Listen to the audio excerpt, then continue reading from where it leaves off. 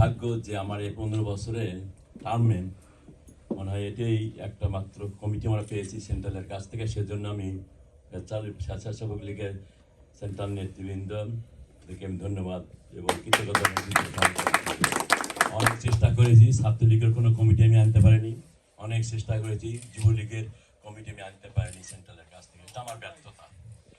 তো আজকে আমাদের যে একটা অনুষ্ঠান আমরা করছি, এখানে কিন্তু অনেকে অনেক কথা বলেছেন, কারো সমালোচনা করতে নেই।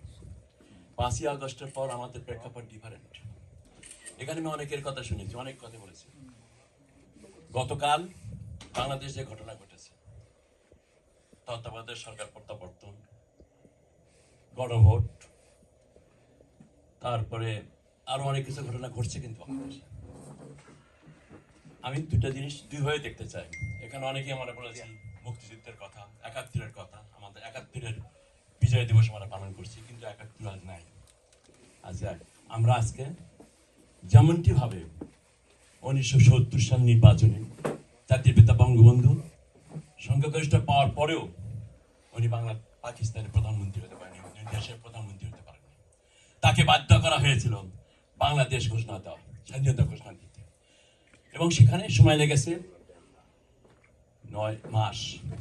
এবং তখন বঙ্গবন্ধু আমাদের মাঝে ছিলেন না, তিনি তখন পাকিস্তানে ছিলেন। তার অনুপস্থিতিতে আমরা ভারতের সাহায্য নিয়ে 9 মাসে বাংলাদেশকে আমরা স্বাধীন করেছি। সেই স্বাধীনতা কিন্তু আমরা 5ই আগস্টে হারিয়ে ফেলেছি। আমি এতদিন চিন্তা করেছিলাম যে আমরা হয়তো খুব সহজেই আমাদের এই স্বাধীনতা ফিরিয়ে আনতে পারবো। আপনারা অনেকেই এখানে বলছেন, স্মরণ করছেন, বঙ্গবন্ধুকে স্মরণ করছেন, 30 লক্ষ শহীদ এবং 2 লক্ষ মাপেন। স্মরণ করা হবে না? আমরা তাদের রক্ত, তাদের যে ত্যাগ, সেটা আমরা রক্ষা করতে পারিনি। আমরা অকৃতজ্ঞ। আমরা তাদের স্বাধীনতা আমরা রক্ষা করতে পারি বাংলাদেশ মাটিতে। তারা চায়নি বাংলাদেশের মাটিতে তাদের পতাকা উঠবে না। তারা চায়নি যে জয় বাংলা বলে তারা জীবন দিয়েছে, সেই জয় বাংলা বলতে গিয়ে, সেই জয় বাংলা লিখতে গিয়ে আমার 2 ছাত্রকে জীবন দিতে হবে। সে বাংলাদেশ তারা চায়নি, যেমন আমরা পারিনি। আমরা ব্যর্থ হয়েছি, আমরা সম্পূর্ণভাবে ব্যর্থ। আজকের এই সমাবেশের মাধ্যমে আমি মাননীয় প্রধানমন্ত্রী জননেত্রী শেখ হাসিনাকে বলবো, যেভাবে 1971 সালে আমরা প্রবাসী সরকার গঠন করেছিলাম বঙ্গবন্ধু অনুপস্থিতিতে, এখন সময় এসেছে আপনি এখনো প্রধানমন্ত্রী, আপনি ঘোষণা দেন, আপনি প্রধানমন্ত্রী। আমরা প্রবাসে যারা আছি, আপনার নেতৃত্বে আমরা এখন যুদ্ধের মাধ্যমে বাংলাদেশকে আমরা উদ্ধার করব।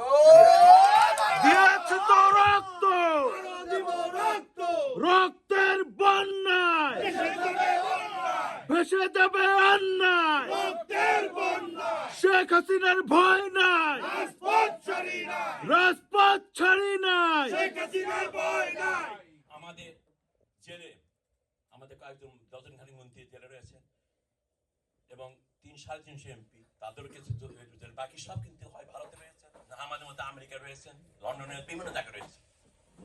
আমার মনে হয় অতি সত্বর হয় ভারতে না হয় আমেরিকা এসে আমাদের একটা প্রবাস করলেন। আমাদের উনি তো প্রধানমন্ত্রী, ওনার ক্যাবিনেট বাইরে সবাই আছে, তাদের নিয়ে এখনই একটা সরকার ঘোষণা দেওয়া উচিত এবং বাংলাদেশ তাদের নির্দেশে চলবে। বাংলাদেশে যেভাবে ওনাকে কাজকর্ম দাঁড় করার চেষ্টা করা হচ্ছে, তাদের কোনো অধিকার নেই, তাদের বাংলাদেশের জনগণের কোনো ম্যান্ডেট নাই। ম্যান্ডেট আছে বাংলাদেশের প্রধানমন্ত্রী শেখ হাসিনা। আমার মনে হয় সময় এসেছে, এতদিন আমরা গণতন্ত্রের কথা বলেছি, নো, অস্ত্র দিয়ে এই দেশ আমরা স্বাধীন করেছি, আবার এই অস্ত্র দিয়েই এই জঙ্গিবুতে বাংলাদেশ থেকে বিতাড়িত করতে হবে। সেই সাফল্য আমাদের নিতে হবে। সেই ঘোষণার জন্য আমি আপনাদের সবাইকে, ইনুস তুমি তওবা করো, শেখ হাসিনার পায়ে ধরো। ইনুস তুমি তওবা করো, ইনুস তুমি তওবা করো, শেখ হাসিনার পায়ে ধরো। আমি আর বক্তব্য বাড়াবো না। আমাদের এখন গতানুগতিক বক্তব্য দিয়ে লাভ নেই, আমাদের অ্যাকশনে যেতে হবে। তোমরা তো অনেক সময় কথা বলো action, direct action. We have to go for direct action. এবং আমি বাংলাদেশের বিভিন্ন সোসাইটির দিক থেকে আমি আমার একটা কানেকশন আছে। নেতা কর্মীরা তারা রেডি, তারা শুধু একটা ঘোষণা অপেক্ষা রয়েছে। তারা অনেক কষ্টে রয়েছে, আর্থিক দিক থেকে সব দিক থেকে তারা অনেক কষ্টের ভিতর দিয়ে যাচ্ছে, কিন্তু তাদের মনোবল হারায়নি। তারা ঘোষণা চায় জননেত্রী শেখ হাসিনার কাছ থেকে। আমার বিশ্বাস ওনার একটি কমিটি করতে হবে, যেভাবে আমাদের মুজিবনগর যে কমিটি করে মন্ত্রী পরিষদ হয়েছিল ওই রকম ধরনের একটা কিছু গঠন করে এখনই ঘোষণা দিতে হবে এবং যুদ্ধ ঘোষণা দিতে হবে এই ইউনিসের যে জঙ্গি বাহিনী দেশ শাসন করতে তাদের বিরুদ্ধে। জনগণ আপনাদের সাথে আছে, প্রবাসীরা আপনাদের সাথে আছে। আসুন আমরা সেই স্লোগান তুলে আজকে এখানকার এই স্বেচ্ছাসেবকদের সুন্দর একটা সমাবেশ, এই বিজয় দিবসে আজকে আমাদের সেটাই হোক শপথ। আমরা আর কোনো আলোচনায় বিশ্বাস করি না।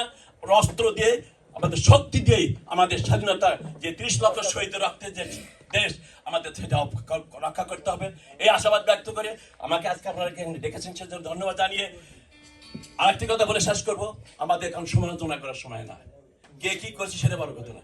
এখানে যারা আসছে 5ই আগস্টের সৈনিক তারা, আমার মনে হয় উই আর অল হিয়ার। 5ই আগস্টের পর যখন ঘটনা ঘটছে তারপরে যুক্তরাষ্ট্র মারিতে যারা নেতৃত্ব দিয়েছে তারা প্রায় সবাই এখানে। ডন্ট ওয়ারি, অন্যরা কেউ আসলো কি আসলো না, you don't worry, you let out break the beer. আর এখানে আসার জন্য একটা রাজনীতি করে না। এক্স্যাক্টলি। এবং সেটা আমি দুটি ঘোষণা দেবো। একটা হলো একটা একটা শোক সংবাদ, সর্ব ইউরোপিয়ানের 25 সভাপতি শ্রী অনিল দাশগুপ্ত উনি আজকে ইন্তেকাল করেছেন। উনি মাননীয় প্রধানমন্ত্রী সাংঘাতিক, আল্লাহ শান্তিতে রাখুক তাকে। আমাদের এখানে এক সম্বর্ধনার সময় এখানে এসেছিলেন, বক্তৃতাও দিয়েছেন, উনি আজকে মারা গেছেন। আর দ্বিতীয়ত আমি একটা তীব্র প্রতিবাদ জানাতে চাই। গতকাল বাংলাদেশ সোসাইটি এক অনুষ্ঠানে এক সুৎকর ইউনুসের পক্ষ হয়ে কুলঙ্গার এক বক্তব্য দিয়েছেন। আমি সেখানে ধন্যবাদ জানাই, আমি কংগ্রাচুলেট করি মামুনকে, আমি আব্দুল সালামকে কংগ্রাচুলেট করি এবং আমাদের ভাইস প্রেসিডেন্ট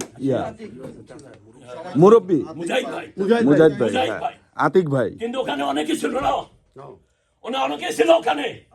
তারা কি করেছে আমি সব ছবি দেখেছি, সবার ছবি দেখেন। তারা কি করেছে, তারা মামুনকে ঠেকাইতেছে। কেন কেন তোর মামুনকে ঠেকাইতে গেছো? কেন তোর মুজাহিদ ভাইকে ঠেকাইতে গেছো?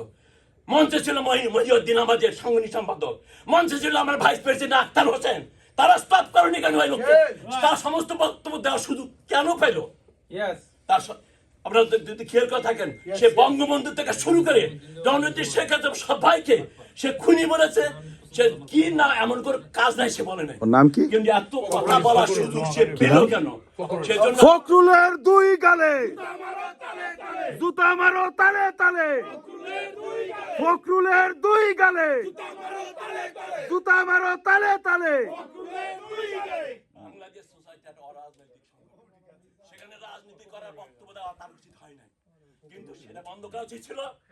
সিনিয়র ভাইস প্রেসিডেন্ট আবার বলি, আমার যুক্তরাষ্ট্র আওয়ামী লীগের সাংগঠনিক সম্পাদক মহিউদ্দিন, ওখানে উচিত ছিল অবজেকশন দেওয়া, মুখ খোলার সাথে সাথে আমার senior vice president Akhtar Hossain, ওখানে উপস্থিত ছিল সমচিদ্দিন আজাদ, ওখানে উপস্থিত ছিল লুৎফুর করিম। এদের উচিত ছিল প্রতিবাদ করা, এবং সেই জন্য আমি মনে করি এরা কোনদিন আমাদের সাথে আসে না, এরা আসবেও না। এখন আমাদের প্রমাণ হয়ে গেছে বঙ্গবন্ধুর সৈনিককে জননীতির সৈনিককে কে পছন্দ, কে ভালোবাসে। অতএব চিন্তা করার কারণ না, আমরা এই সংখ্যা নিয়ে জননীতির শেখ হাসিনার নেতৃত্বে আমরা বাংলাদেশ ফিরে যাবো, এই বিশ্বাস আমার আছে। জয় বাংলা।